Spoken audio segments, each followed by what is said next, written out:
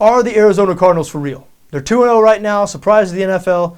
Nobody saw them going out to New England last week and beating the Patriots as 13.5-point underdogs. That's exactly what happened.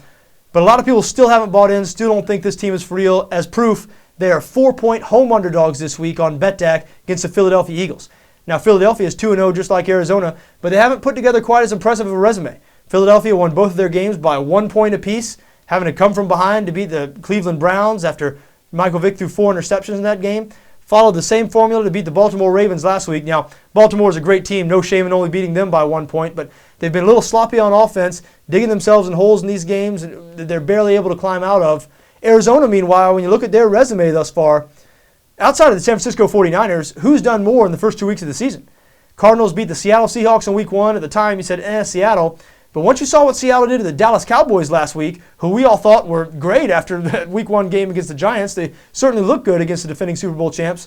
Maybe we should look at Seattle a little differently. I mean, the Seahawks this week are playing the Green Bay Packers. Out in Vegas, that line has moved from Green Bay minus 6.5 all the way down to Green Bay minus 3. So obviously some people are starting to think that Seattle Seahawks might be able to play some football this year. So when you look at Arizona beating Seattle and going on the road and beating New England, and you see them as a 4-point home underdog here against Philadelphia, something doesn't add up. You say that might be an opportunity. But what that really is, that is just proof that we bettors, and you can't help ourselves, bettors, odds makers, early in the season like this, we go on our assumptions of what these teams were going to be heading into the season. We all thought that we had Arizona figured out. That's why they were 13.5-point underdogs last week. A lot of us still think Arizona is going to be bad. Let's face it. That's why they're still home underdogs this week after beating New England. Every year in the NFL, we see teams like this, worst to first teams. San Francisco 49ers last year, Kansas City Chiefs in the AFC West the year before that. Don't remember who it was in 2009, but I guarantee you there was some team in 2009. Seems to happen every year because of the parity in the NFL, because of the way it's structured with the salary cap, both the salary ceiling and floor. Teams are not allowed to do like they do in Major League Baseball, for example, where the Houston Astros' entire payroll is less than what the New York Yankees pay their third baseman. Not the way it works in Major League in the NFL. Therefore, it's a competitive league where we see surprises like this a lot. San Francisco 49ers last year, the best example, I'll go back to them. Nobody saw it coming, and nobody bought into that 49ers team until the very end of the season. First 10 games last year, 49ers covered 9 of those 10 games, 9-0-1 against the number. So people kept expecting the 49ers to turn into that team that we all thought they were going to be heading into the year. It wasn't until the season began drawing to a close where we saw their whole body of work and we thought, they're not that team at all. They're this new team. They're this team that plays great defense, doesn't turn the ball over, can run the ball. And Arizona, we still think, obviously, based on the line this week, that they're that old Arizona team, not the team that beat Seattle in week 1 and went on the road to beat New England in week 2. Because if we really thought Arizona was that team, if we really thought they were the team to go out on the road and beat the Patriots, they probably wouldn't be underdogs here in this game to Philadelphia.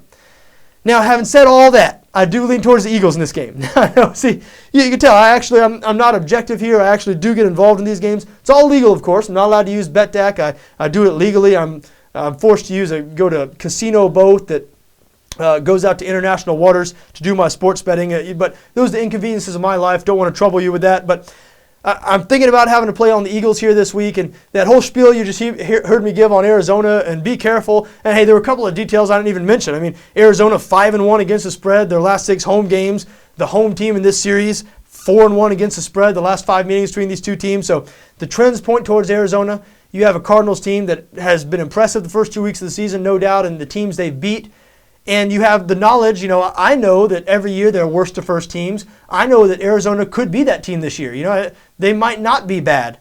However, I think most likely, the Philadelphia Eagles will cut down on their mistakes, cut down on the turnovers, sort of expose Arizona this week. I know that's going to make a lot of Cardinals fans angry. And you know what? If I'm proven wrong, if Arizona beats Philadelphia this week, and Cardinals fans, to me and nearly everybody else who picked Philadelphia in this game, you could shake the finger in the face and say, I told you so, and you'll have every right to do so. And in all fairness, there is some Cardinal love in this game out in Vegas. The line is 4 on BETDAQ, but it opened as 5.5 in Vegas. Philadelphia minus 5.5 has moved all the way down to 3.5 now. This number is 3.5 most places out west, so it is 4 right now on BETDAQ. So people, I think, starting to buy in. Maybe the Arizona Cardinals are the team that they've shown throughout the first 2 weeks of the season and not the team we expected them to be coming into the season. However, as of right now sitting here, I might change my mind over the next couple of days, but as of right now on Wednesday, I believe the Philadelphia Eagles are going to go in this week and sort of show the football watching world that they're a contender in the NFC, while the Arizona Cardinals can still be filed among the ranks of pretenders.